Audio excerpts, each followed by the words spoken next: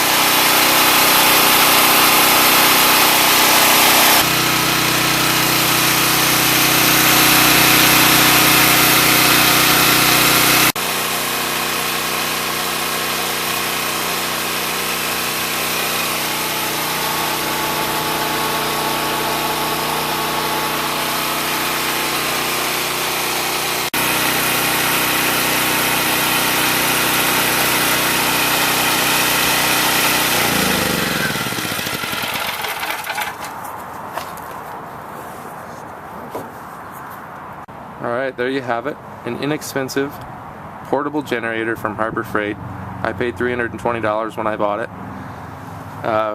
Seems like a pretty good deal, a lot of generator for the money. It's 7 horsepower, it's got rated at 3,050 watts running and 3,500 watts max. So you can plug quite a bit of stuff into this. Although under number 8 here on the warning it does tell you not to plug in sensitive equipment.